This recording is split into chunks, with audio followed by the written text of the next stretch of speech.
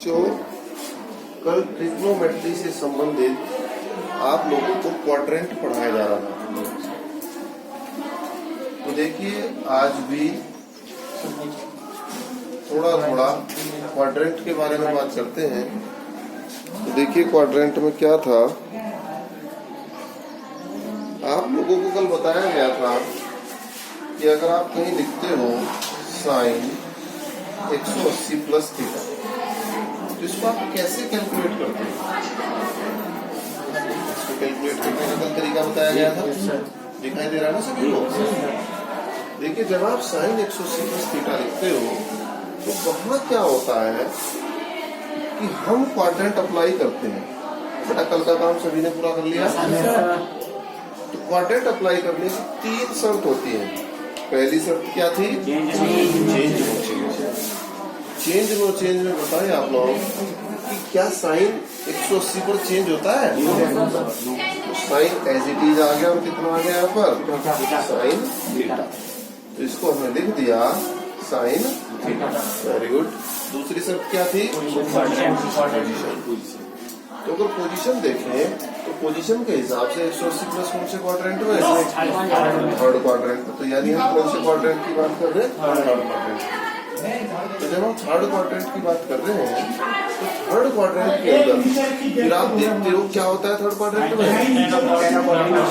आपका टेन और पॉजिटिव, बाकी सब नेगेटिव। यहाँ क्या है? साइन, इसलिए कैसा आएगा? तो यानी साइन 180 प्लस थीटा जहाँ भी आता है वो कैसा हो जाता है आपका? माइनस। ये तो बात कल हमने बताई थी। अब इस बात से संबंधित थोड़ी सी एक क्वेश्चन और करा दूं, फिर आगे बढ़ते हैं। मान लो मैं लिखता हूं कहीं tan 360 plus theta is equal to, क्या हो जाता है? tan 360 plus theta. Quadrant apply.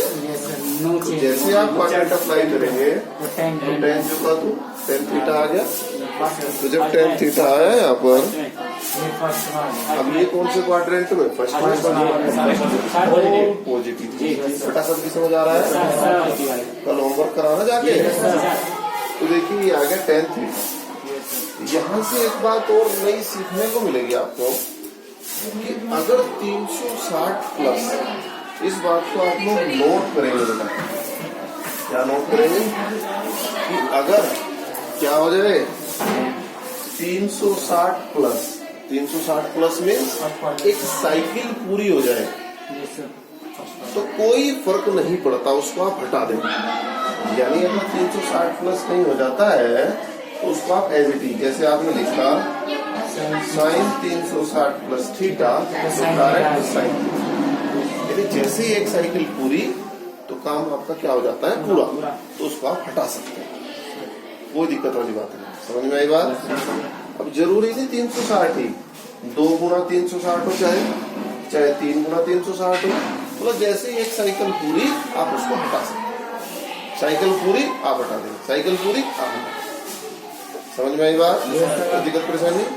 यानी फॉर्मूला ये बना कि अगर आप लिखते हो साइन n गुना 360 प्लस थीटा तो डायरेक्ट क्या आ जाएगा? ये बात आप लोग अपने दिमाग में फिट रखने का। वो भी बात यहाँ तक कोई दिक्कत परेशानी?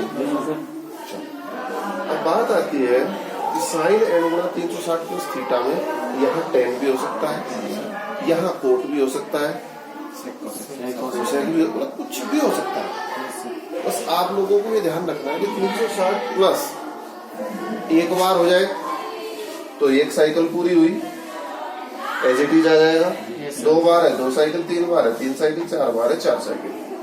जैसे ही साइकिल पूरी होती है तो एज इट इज आ जाता। ये बात सबको क्लियर होगी? अब एक और बात हम लिखेंगे, हालांकि तुम लोगों ने ये बात 10वीं 11वीं में पढ़ी भी होगी। देखिए हालांकि तुम लोगों ने 10वीं 11वीं में ये बात पढ़ी होगी। अगर आप कहीं लिखते हो साइन माइनस थीटा, ठीक है, आप कहीं लिखते हो कोस माइनस थीटा, आप लिखते हो सेक माइनस थीटा, तो ध्यान दे इस बात पे कि कोस और सेक में अगर आप माइनस थीटा लिखते हैं तो ये एज इट इज रह जाते हैं कोस थीटा और सेक थीटा।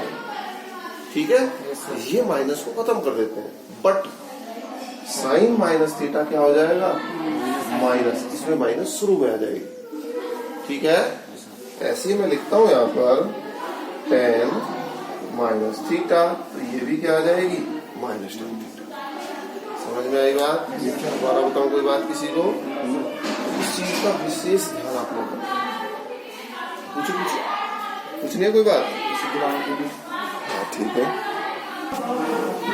देखिए हम पोलर रिप्रेजेंटेशन पढ़ रहे हैं कॉम्प्लेक्स नंबर के अंदर, और वहां आपको मैंने बोला था कि माइनस वाले क्वेश्चन नहीं करने।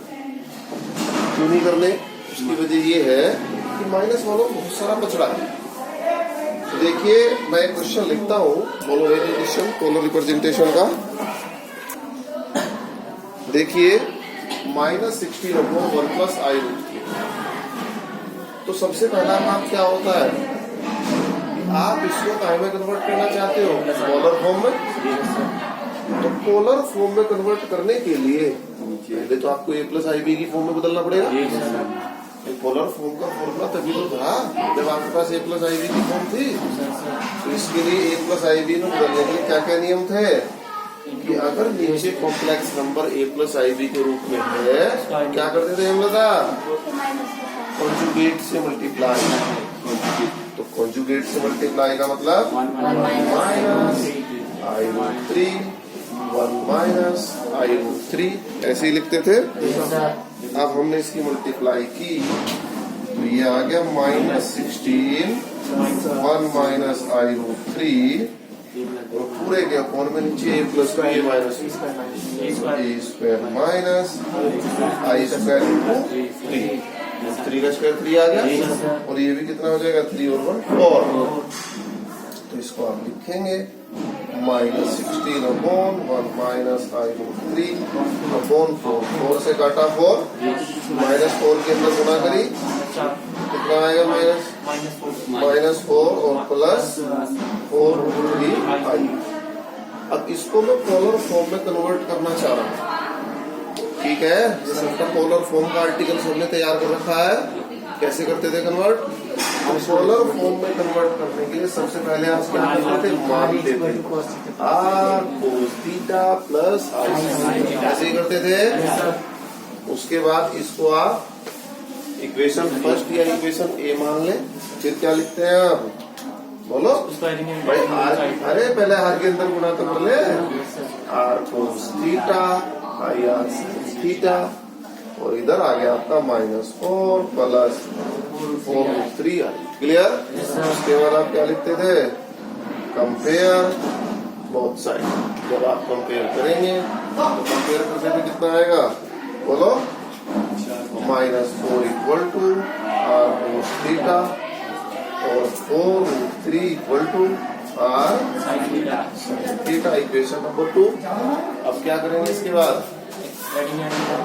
Squaring and adding. तो मैं लिखूंगा यहाँ पर squaring and adding both side. जब आप स्क्वायरिंग एंड एडिंग करेंगे तो 16 प्लस 16 इंटू 3 नहीं आएगा, और is equal to r square cos square theta plus sine square theta कितना हो जाएगा?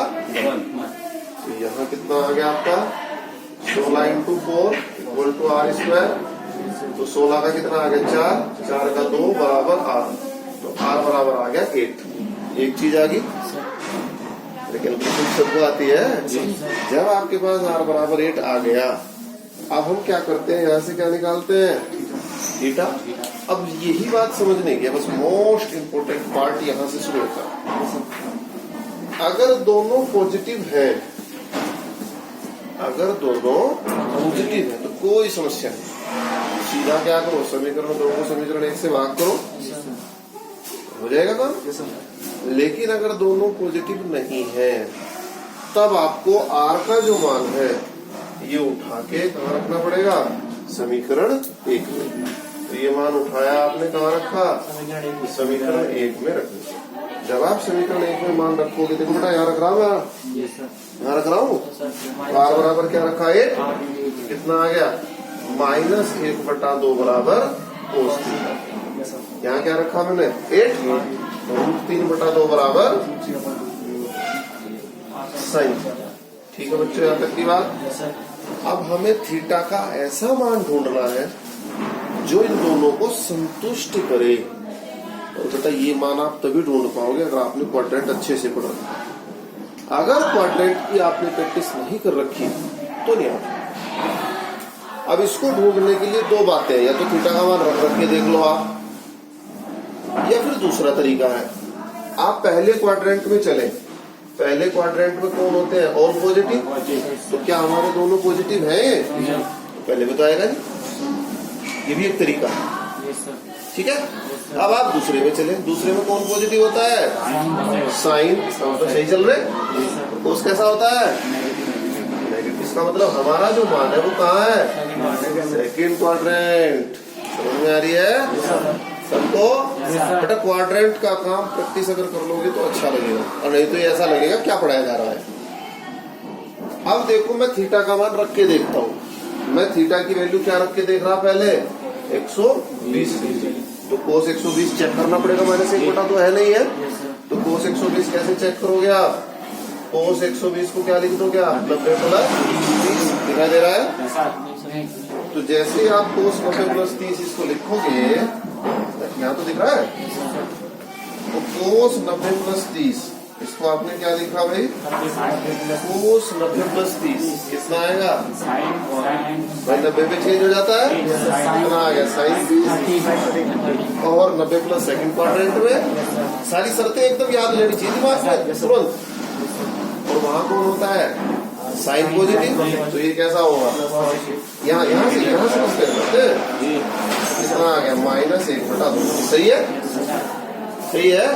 चलो अब आप क्या चेक करें, sin 120 वो खुद चेक करना, सही आएगा, दोनों को सेटिस्फाई कर रहा है। इसका मतलब थीटा बराबर कितना है, 120। और थीटा किससे किसके बीच में आना चाहिए था,